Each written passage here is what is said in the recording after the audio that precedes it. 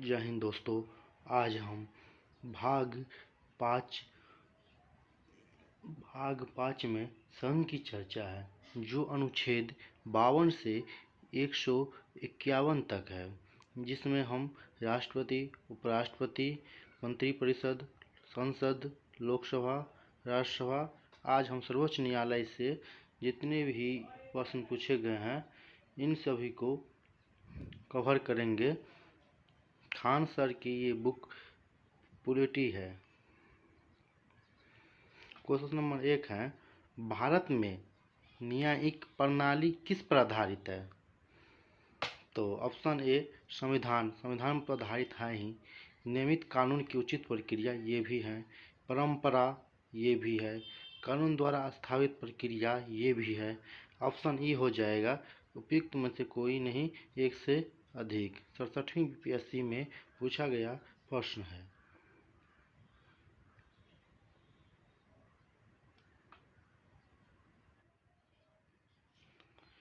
स्वतंत्र भारत के प्रथम विधि उद्योग के अध्यक्ष कौन थे?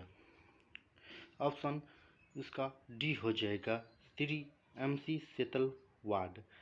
ये भी 67वीं बीपीएससी में पूछा गया प्रश्न है, जो 69वीं बीपीएससी के लिए इम्पोर्टेंट होगा। क्वेश्चन रिपीट भी करता है। क्वेश्चन नंबर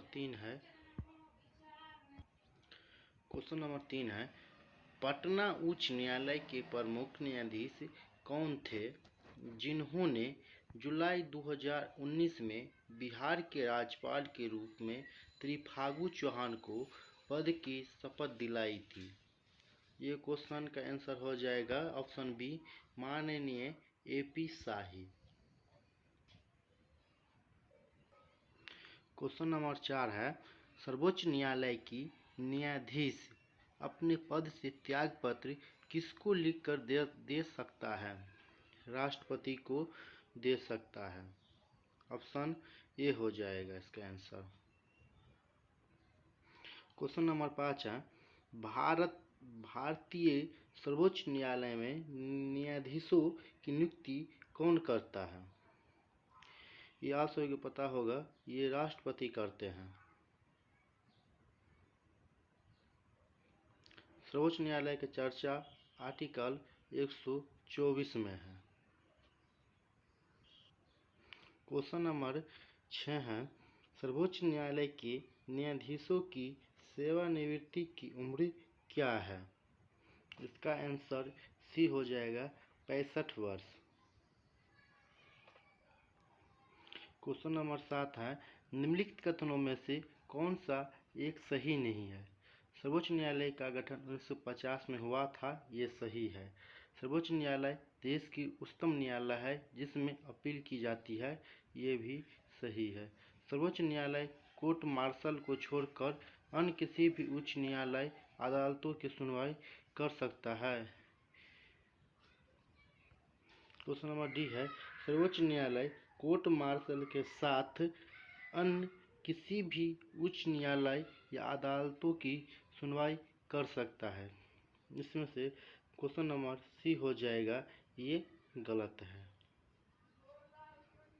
राष्ट्रपति एक है जो सर्वोच्च किसी भी फांसी हो या सजा को छूट दे सकता है गृह मंत्री की सलाह पे। ये पॉइंट आप भी याद रखिएगा। भारत में चलित न्यायालय किनका मानसूत्र है? न्यायमूर्ति भगवती का सूत्र है। क्वेश्चन नंबर 9 है, उच्चतम न्यायालय के न्यायाधीशों की संख्या में वृद्धि करने की शक्ति किसके पास है? ये संसद के पास है।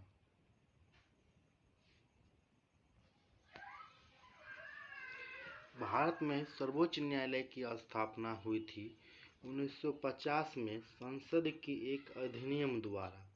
ये ऑप्शन सही हो जाएगा।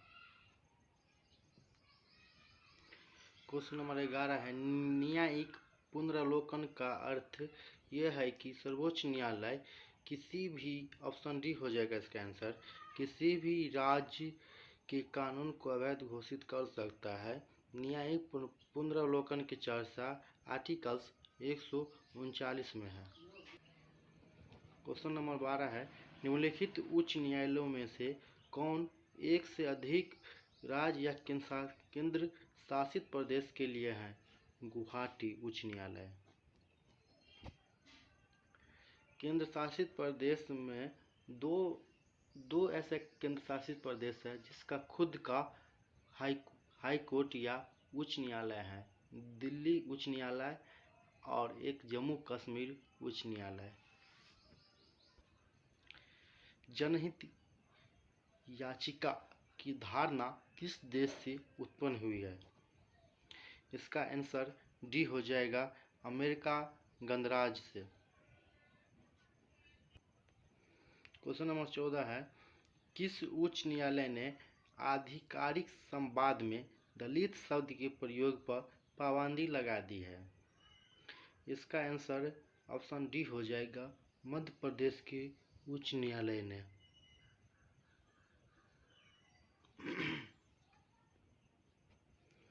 क्वेश्चन नंबर 15 है, भारत के सुप्रीम कोर्ट के संदर्भ में कौन सा कथन सही है? इसका आंसर डी हो जाएगा,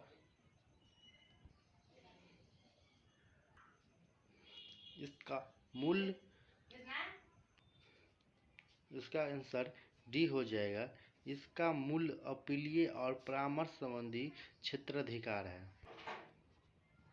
क्वेश्चन नंबर 16 है, उच्छृंखलन कानून कोई कानून नहीं है। भारत के सर्वोच्च न्यायालय ने किस मामले में इस सिद्धांत को संपुष्ट किया है? Maneka Gandhi case. Option B हो जाएगा। पटना उच्च न्यायालय की स्थापना कब हुई थी? पटना उच्च न्यायालय का स्थापना 1916 ईस्वी में हुई थी। इसका आंसर डी हो जाएगा।